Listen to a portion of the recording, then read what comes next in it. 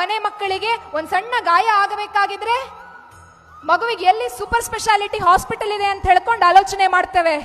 ಈ ದೇಶದಲ್ಲಿ ಸ್ವಾತಂತ್ರ್ಯ ಹೋರಾಟದ ಸಂದರ್ಭದಲ್ಲಿ ಒಬ್ಬ ಮಗ ದೇಶಕ್ಕಾಗಿ ದರೋಡೆಯನ್ನ ಮಾಡಿ ಜೈಲಿನ ಒಳಗಡೆ ಹೋಗಿ ಕೂತ್ಕೊಳ್ತಾನೆ.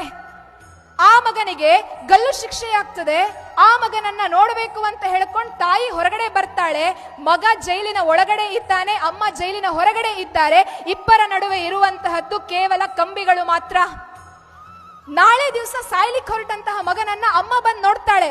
ಭಾರತದ ಸಂಸ್ಕೃತಿ ಎಂತಹದ್ದು, ಪ್ರತಿಯೊಬ್ಬ ಅಪ್ಪ ಅಮ್ಮನಿಗೆ ಎಷ್ಟೇ ಜನ ಹೆಣ್ಣು ಮಕ್ಕಳಾದರೂ ಸಹ ಇರುವಂತಹ ಒಂದು ಕನಸೇನು ಅಂತ ಹೇಳಿದ್ರೆ, ತಾನು ಸಾಯಬೇಕಾಗಿದ್ರೆ ಚಿತೆಗೆ ಕೊಳ್ಳಿಯನ್ನ ಇಡುವುದಕ್ಕೆ ಒಬ್ಬ ಗಂಡು ಮಗ ಬೇಕು ಅಂತ.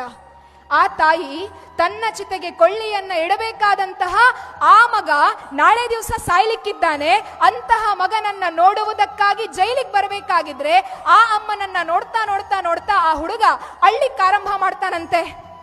ಅದ್ಭುತವಾದಂತಹ ಅಮ್ಮ ಮಗ ಅಳಬೇಕಾಗಿದ್ರೆ, ಅಯ್ಯೋ ಮಗ ಅಳ್ತಾ ಇದ್ದೀಯಾ, ನೀನ್ ಸಾಯ್ತಾ ಇದ್ದೀಯಲ್ವಾ ಅಂತ ಒಂದೇ ಒಂದು ಮಾತನ್ನ ಹೇಳಲಿಲ್ಲ.